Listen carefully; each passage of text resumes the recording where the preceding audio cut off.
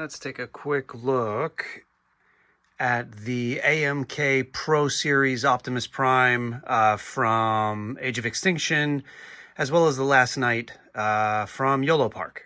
And like, I think most people who collect this kind of stuff, I'm a huge fan of what YoloPark is doing, and that's pretty much the consensus view on as far as videos like this that I've seen on YouTube and TikTok and wherever else.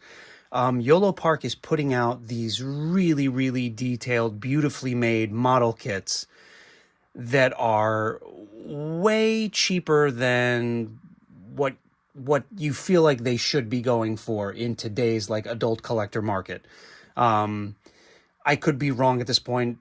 I don't know if prices are going up, but YoloPark's been putting out sets like this. Maybe not all the AMK Pro series, which do have diecast in them, but YoloPark is offering Transformer model kits from like $40 to like $60, $65. And that is way cheaper than what you would think this thing would go for, and what I feel like other companies would sell something like this for. They are, well, you'll see once we get this guy out of the box, but they're a very, very decent like scale, and they are so screen accurate to what we see in these terrible movies. But nonetheless, I'm a real fan of the like the medieval knight motif that they went for in the Last Night and Age of Extinction. I really do hate the movie, hate what they did with the character of Optimus Prime, but I do love just the aesthetic, like the design of this version of Optimus Prime, which is why I had to get this. These model kits, if you don't know, fit together really, really snugly, without any glue or screws or anything like that. Everything just kind of pegs together firmly. And there is sort of like a puzzle component to them, because it's just pictures to follow as far as how these guys fit together. There's no like written out instructions, and there are so many intricate little pieces that are all distinctly different from one another, and yet they all sort of like intuitively fit where you feel like they should go, even though the instruction manual isn't that easy to follow, if that makes any sense. It's just a well-designed, well-executed line of model kits. Optimus here comes in a very, very nice box. Mine is a little beaten up from travel, but I'm sure it will be fine. And it does have a slip sleeve. There we go. Which reveals another cover to the box, which I actually prefer. That is really nice. So yeah, let's get this guy out. I'll throw him together as quickly as I can, and then we will take a look.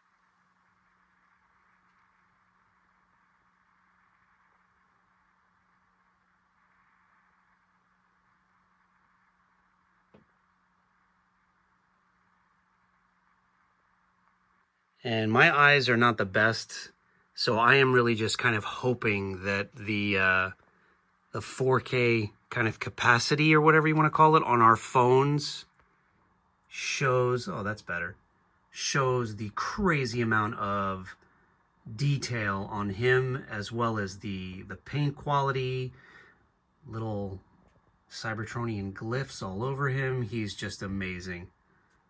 And yeah, let's talk about this, because YoloPark just keeps knocking it out of the park. Yeah, he really is a thing of beauty. Okay, where to begin with him? So, just like all the other model kits I've gotten from YoloPark, everything fits together really, really snugly, securely. It's actually difficult to put a piece in the wrong spot, even though a lot of these pieces are tiny. But everything is designed as such as that everything goes and fits really, really snugly and securely only where it's meant to go. And I don't know how you pull that off, but it's much appreciated. There are bits and pieces on him that are metal and a lot of plastic, but everything is incredibly detailed. Let me get this. So yeah, the sword we already took a look at, but it's beautiful. It is plastic. And I do have his shield pegged on his back. Let's get that out now. The shield is also plastic, but beautifully painted, beautifully sculpted. And he comes with a bunch of extra stuff, or stuff that you could add to him, but I haven't yet. He's got a blade for his hand. This is the faceplate for the left side of his face that I've swapped out with his Nemesis Prime colored panel, just because I like the asymmetry of that. A ton of other teeny tiny pieces for like with the battle mask not up, just like a mouth. So detailed. I don't know if that, yeah, that's in focus. There is also, I believe, a battery effect, but I don't put those in on my guys. I'm really not a fan of like lights and sounds in anything I own. The hands, I'm just gonna pause on real quickly, are somewhat articulated. The last digit is molded in place, but then the other joints do move, and the thumb does it kind of a pose. And I say that only because he's got these two posable hands that are in there, but he also comes with a set of kind of softer plastic molded hands in different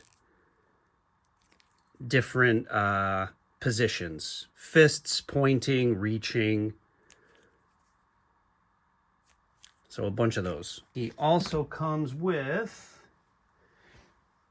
a stand, which is nice if you want to show him flying around. This is like one of those kind of industrial, I don't know, posable wired things that he sits on. If I back out, I'll show you that real quick. The skirt piece kind of sits out of the way, but you can do a bunch of weird poses with him. And the articulation is awesome. He's got an ab crunch, waist swivel, obviously.